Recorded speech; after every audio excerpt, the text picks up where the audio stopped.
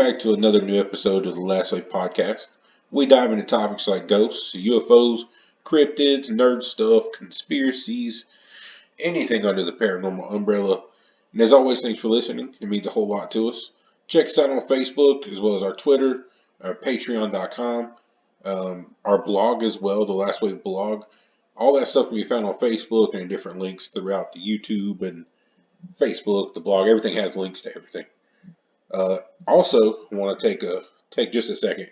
We do a whole lot of research here. I'm trying to pull in co-hosts from time to time. And we do spend quite a while on doing what we're doing. So, the Patreon.com is a really good way to support the channel, support what we do here. Also, the blog has a subscription service. I think I have them. I think I have both listed around $2 or $3 a month. So if you've got a couple extra bucks a month, great, help us out. If you like what we're doing here, we appreciate it. If not, listen for free anyway. Check us out everywhere. Patreon.com does allow me to put up special stuff for those that subscribe. So you get some extra episodes there as well. And I am putting more effort into making some of those extra episodes. We do have one episode up now with our new part-time co-host. He will not be joining us for this episode, but he will be joining us for a lot of future episodes, so I hope everyone will enjoy that. Anyway, today we're going to get back into it, back into the regular. No more Trump, no more current events. Back to the regular episodes. And we're actually coming up towards the end of season 1. So, season 2, we might mix some things up a little bit, might change some things around. I don't know. But we're getting pretty far into this whole podcast thing, and it's been fun. Would obviously like more subscribers, but it's a hobby. It's what we do. Anyway, today we're going over Paranormal Arizona.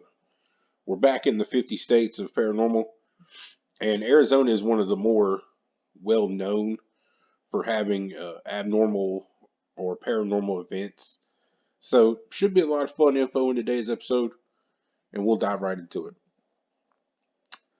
So, the Tombstone Epitaph, which is a paper from the 1890s, included a case of a rather curious encounter. The article details a fantastic account of some sort of huge winged creature which was found by two ranchers in the desert region between Whetstone and Huaucha. Absolutely not saying that correctly, but it's in Arizona, but in the mountain ranges. The monstrous creature was said to look somewhat like an alligator with an elongated tail and a set of massive bat-like wings. When it was found, the creature was allegedly exhausted and only capable of short bursts of flight. I may have included this on another episode talking about modern dinosaur sightings. I may have included a little bit about this, but we'll continue. The two curious ranchers then were said to have pursued the strange creature for several miles on horseback, and they attempted to shoot at it at some point. Again, the creature was able to do sporadic flying. It tried to get up into the air, tried to get away from them, and they eventually, again, got into range to shoot at the creature and wounded it in the process. At one point, the injured monster apparently turned on the men in aggression. At this point, they were able to shoot it dead, and afterwards, the ranchers claimed to have measured it and found the body to be roughly 92 feet in length, with 2 feet that were joined to the body just under the massive wings that were awkwardly folded up under its body. When the wings had been properly stretched out, they were said to be around 160 feet in diameter from tip to tip. I don't know if diameter is the right word. That's the word I have wrote down in notes. But from tip to tip, 160 feet. The enormous head of the beast was reported as measuring 8 feet long, with strong jaws filled with formidable sharp teeth, and eyes the size of dinner plates. The wings were apparently covered by some sort of thin membrane, and the whole body was covered with rather thin, almost translucent skin without hair or feathers, which I thought was an interesting note. This when there's no, I mean, not bird feathers, but you see modern reports of like raptors and things like that that may have actually had feathers. So I just thought that was interesting. These stories would seem a little too absurd to be real, But in the late 1800s, all the way to today, there have been sightings of pterosaur-like dinosaurs across many states, especially in the Southwest. Very interesting stuff, but again, this is one of the most well-known cases. Like, there's supposed to be pictures of it. Some people are saying it was obviously a hoax.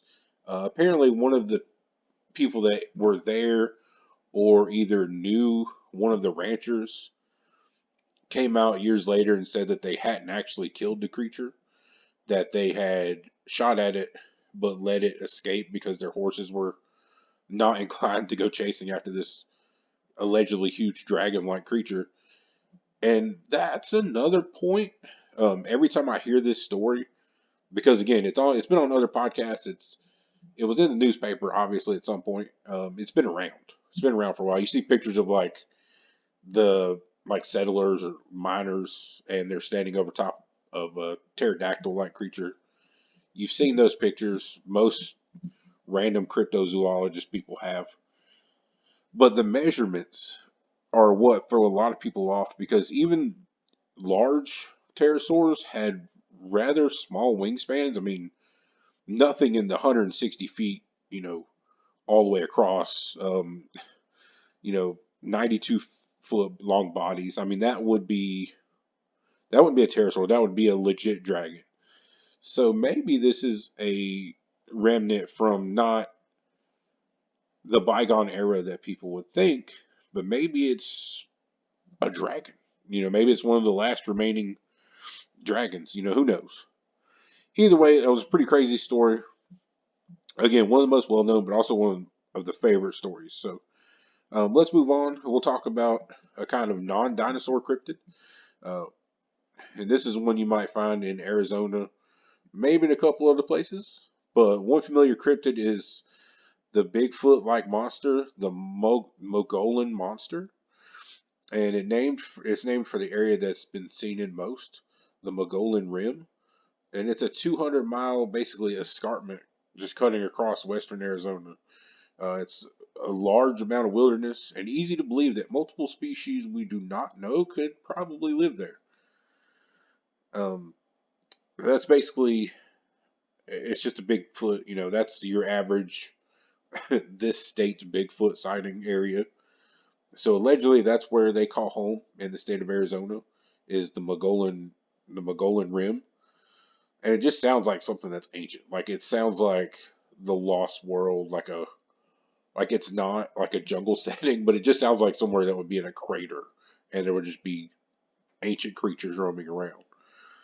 But anyway, that's the Bigfoot for the state. But specifically, the area around Sedona is well known for what are called portals or vortexes, not just dinosaurs and Bigfoot. A vortex or vortexes, I don't know if that's the word. I don't know what the multiple of vortex would be, but are areas, they're basically areas of concentrated energy rising from the earth. Now, again, Sedona and Arizona in general is well known for that.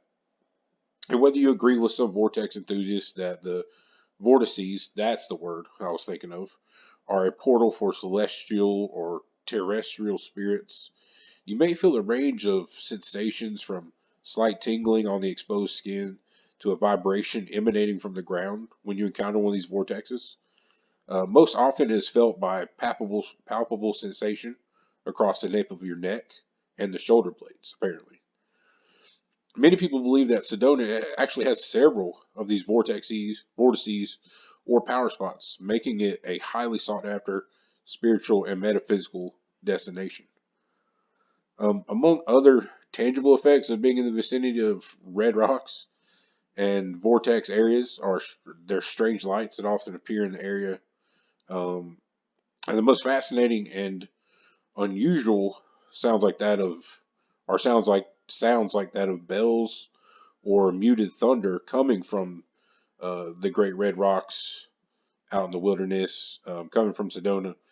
Some people, both local and outer researchers, believe that these areas could also be stargates, which are basically actual portals from other dimensions or openings, time wells where these things could, slip through. There's a couple other stories around the world that are kind of like that. Obviously, Nessie is one of them. Some researchers believe that these time wells, basically a time bubble, a rift can open up, and for some reason, it's just dinosaurs that go through. There are cases of people being in these. Obviously, you have your Bermuda Triangle cases. You also have people that will just be walking, and all of a sudden they'll come across a village, and it's completely normal. It's people in their normal shops, streets, cars, and 5 or 6 hours later they get back to wherever they were going, and apparently find out that the village they were at was destroyed in World War II. I mean, it's just things like that. You'll get these events that can happen around certain places. But moving on, either way, these areas have been considered sacred by more than a few native tribes. It's not clear whether they are actual portals or not, but these places clearly have significance and have for a long time been significant to a lot of people. It could be that these areas are similar to ley line locations around the world, where you find some monuments like Stonehenge. I believe the Great Pyramids of Giza are on a ley line as well. But basically, it's a place where ancient people seem to just know that there was energy in abundance and that they could use it. I do have to look a little bit more into that, but it is possible. Also, there is apparently a large, I believe it's quartz and limestone that is under Sedona and things like that. So some people also believe that all these strange occurrences are caused by something like that, like something that's under the earth. And you can actually, which would make sense if people are feeling in these portals and vortices that the energy is coming up from below. It would make sense that something like quartz, that is a known, energy giving or energy, related material, that if there's a bunch under the ground, something is going to happen to affect the above ground. So that certainly could be what's going on there. Another strange occurrence takes place in the Casa Grande mountain range, a popular spot for hikers and outdoorsmen. The beautiful mountain range sports a mystery known only as the Black Mist, apparently. Stories of the Black Mist have been circulating for years, and many have tried to explain the cause of this unnatural phenomenon. The site was once home to an ancient civilization known as the Hohokam people. About 1100 AD, they suddenly vanished. So this is a long time ago. But they left behind impressive ancient ruins that we can still admire today. And the reason that they vanished is still unknown. But some people think the Black Mist is somehow connected to their ancient practices. Allegedly, the Black Mist can wrap around and engulf you, causing feelings of sickness or unease. No explanation for this phenomena has been found to date. And again, this is just one more random thing to be chalked up in Arizona. People report just being out on a hike, and this black cloud will just descend over them. They don't really discuss how large it is, but basically big enough to engulf you, and you just won't feel right. Obviously, you wouldn't feel right. So I don't know if this is just some type of remnant from, like I said, like a bygone civilization, if it's black magic, if it's some type of weird entity, aliens. I mean, literally, Arizona, I don't know if I'm going to find a state that has more weird stuff than Arizona. But anyway, moving on to another ancient civilization. The Grand Canyon is filled with mysteries, conspiracies, and God knows what else. In 1909, the Arizona Gazette published a story stating that a secret underground city has been found within the canyon. It is said that G.E. Kincaid, an archaeologist for the Smithsonian, had discovered traces of a lost civilization. And when you hear the Smithsonian come up in any kind of story, you just know there's about to be a cover up. It seems like the Smithsonian just can't keep track of anything they find, important files, documents. Just random things just seem to go missing. But anyway, originally, G. Kincaid reported the ancient lost civilization of the Grand Canyon were foreigners from distant lands. Kincaid allegedly found ancient tablets engraved with hieroglyphics, and he thought these ancient people may have been from Egypt itself or one of the lost tribes of Israel.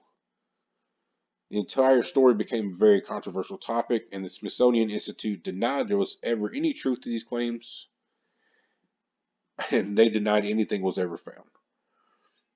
Again, I've heard about I've gone over this. I've on numerous episodes about the Smithsonian hiding and covering things up or sealing away evidence of giants and other historical finds that do not meet the mainstream historical view.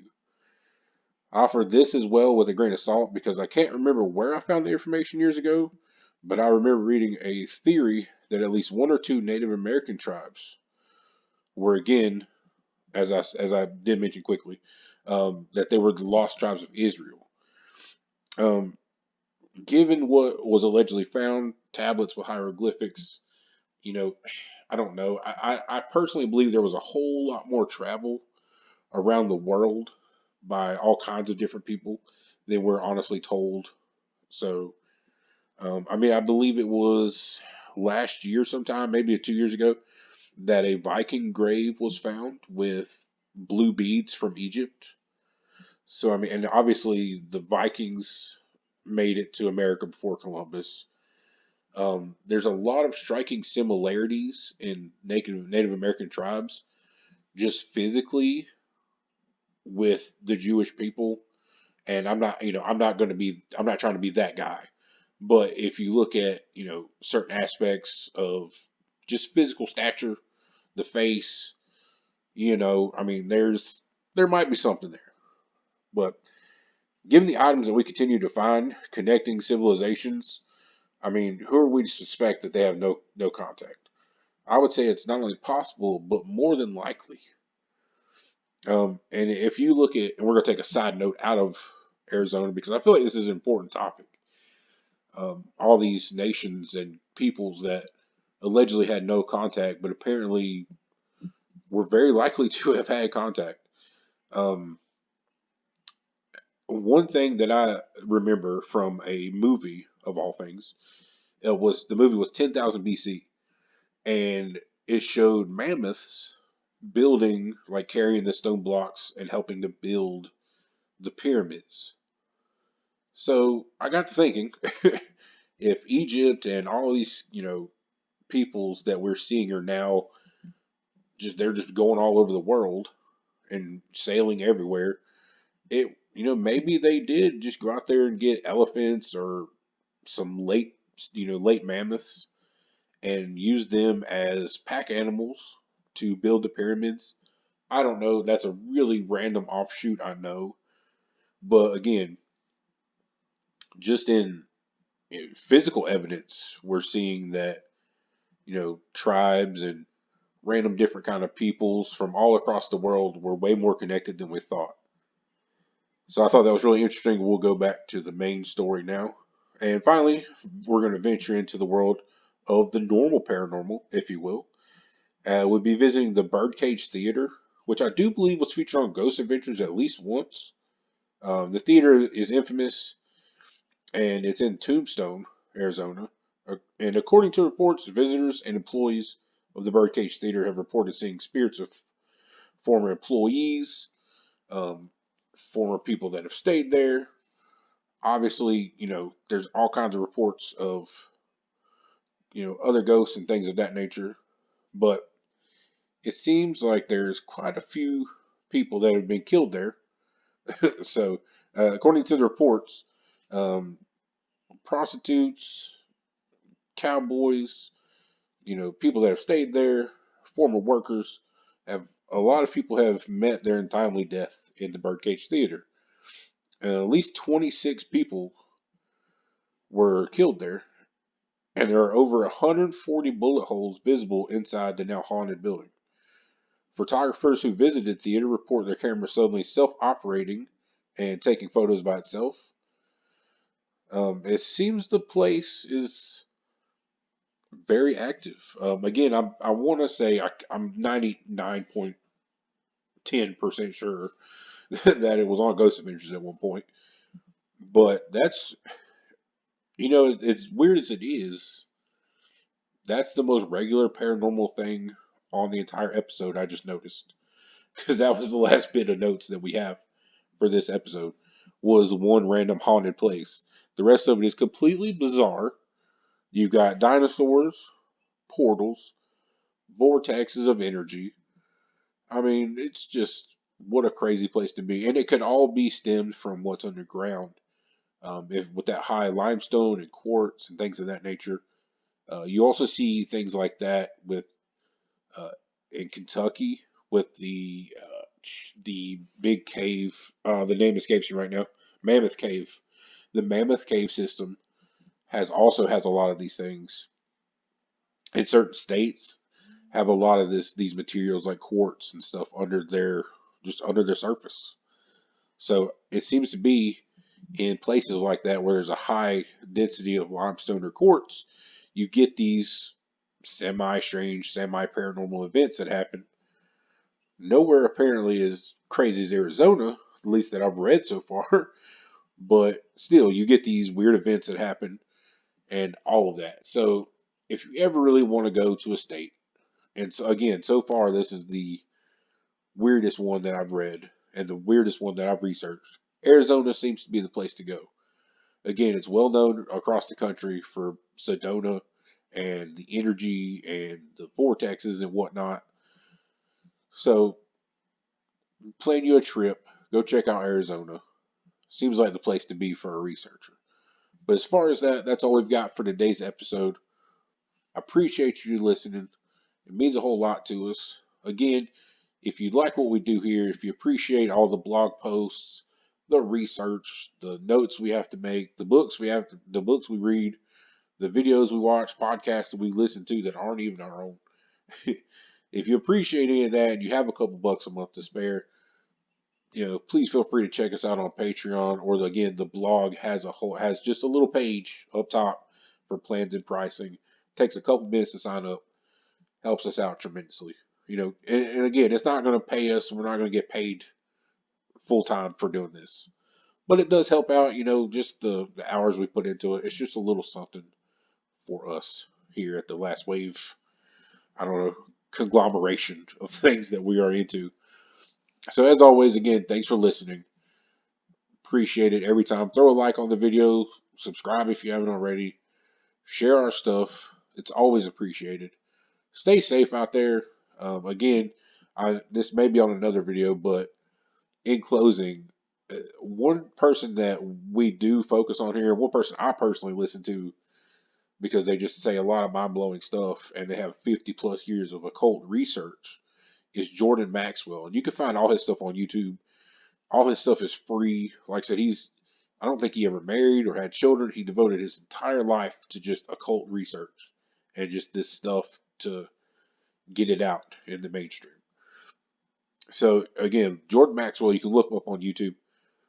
He basically released a video in March of this year, warning that we're going to have shutdowns and all this stuff, and he goes into the astrology behind it and what planets are in line, and whether you take that for what it is or not. I'm not a big astrology person, but he basically says watch out for October, which we're currently in October. Well, we should be when I post this podcast, but basically look out for October. So I don't know what's coming. He said it's going to be October. It's going to be a massive countrywide event, if not a worldwide event.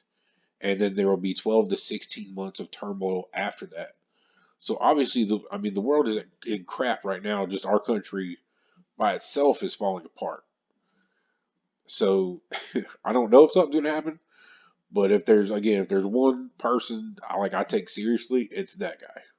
So if he says something is happening in October, I'm about to go buy me some more toilet paper because we saw what happened last time. So there you go. There you have it. I'm going to get out of here for today. Again, thanks for listening. Throw a like and a subscribe on it, and we'll catch you on the next episode.